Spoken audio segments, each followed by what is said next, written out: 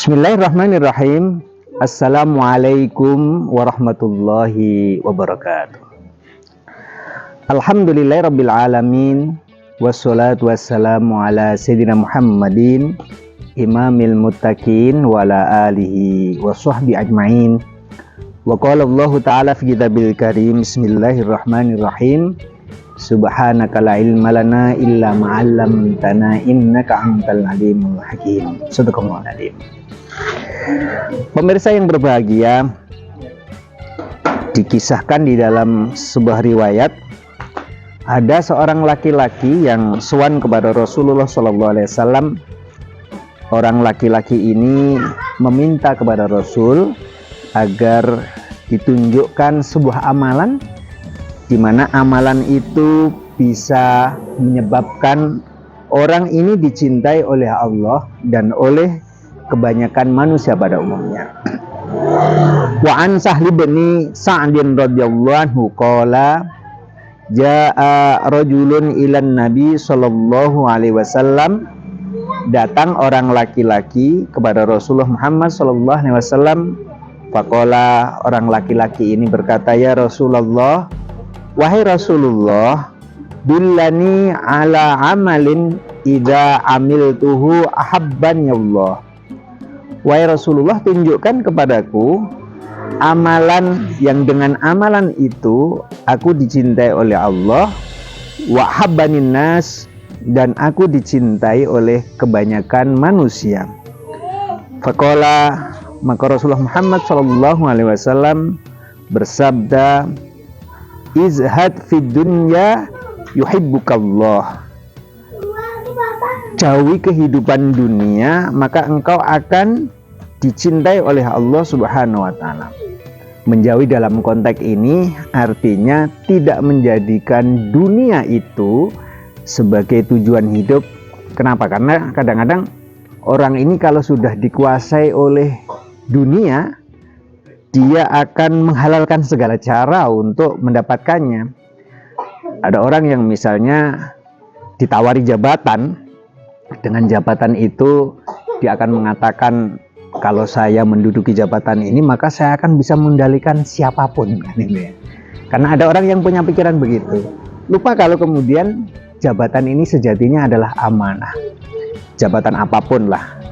Kita mulai level yang paling kecil, misalnya kalau kemudian kita ini ditunjuk menjadi ketua RT, ini kecil saja di lingkungan yang paling kecil. Maka kalau kemudian jabatan itu disalahartikan, maka kemudian menyebabkan orang ini tidak dicintai oleh Allah Subhanahu wa taala. Tapi kalau kemudian kita punya misi dengan jabatan yang diamanahkan kepada kita, kita akan memperbanyak kebaikan dengan cara yang kita miliki. Misalnya bagaimana mengajak orang lain untuk melayani masyarakat dengan sebaik-baiknya, semampu yang bisa misalnya.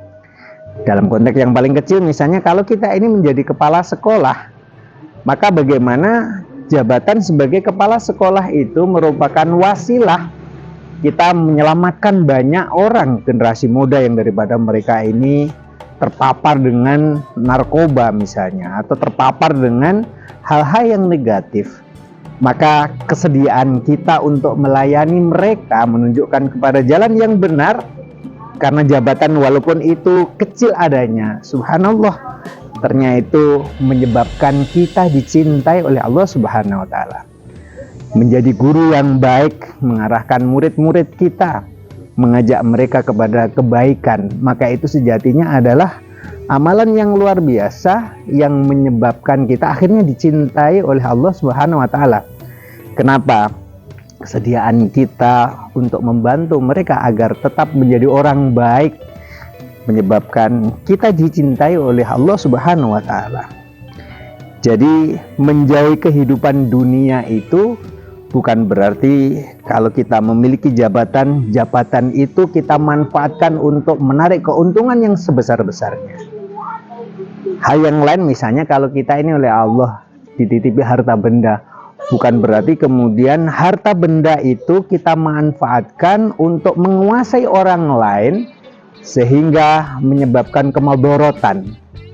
Maka Rasulullah mengatakan kepada kita, izhad fid dunya yuhibbakallah, maka kita diperintahkan untuk menjauhi kehidupan dunia dalam artian sisi negatif dari kehidupan dunia itu kita jauhi, maka kita akan dicintai oleh Allah Subhanahu wa taala. Wazhad fi ma indan nas yuhibbukan nas. Kita menjauhi sesuatu di hadapan manusia, maka kita akan dicintai oleh manusia. Sesuatu yang kurang baik di tengah-tengah kehidupan bermasyarakat misalnya, kalau misalnya kita mendapatkan undangan dari lingkungan untuk bersama-sama kerja bakti, maka tunaikan ajakan itu, kita akan dicintai oleh manusia pada umumnya. Kalau kemudian ada undangan mendatangi tasyakuran misalnya, itu kita datangi karena ada orang yang punya prinsip begini, kehidupan sosial itu tidak penting, sehingga ketika ada kerja bakti itu membayari orang kemudian tidak ikut, itu dianggapnya menggugurkan kewajiban. Padahal bukan itu yang dimaksud. Kesediaan kita untuk berkumpul bersama-sama dengan orang yang ada di sekitar kita menjadikan kita ini dicintai oleh kebanyakan manusia. Kan ada orang yang merasa kaya bahwa duitnya banyak, ketika diajak kerja bakti itu kemudian bayar tidak mau datang berkumpul dengan mereka. Maka kemudian wajar akhirnya ada juga yang punya prinsip kemudian disanksi secara sosial gitu ya. Maka Rasulullah mengajarkan kepada kita bagaimana agar kita ini dicintai oleh Allah dan dicintai oleh kebanyakan manusia.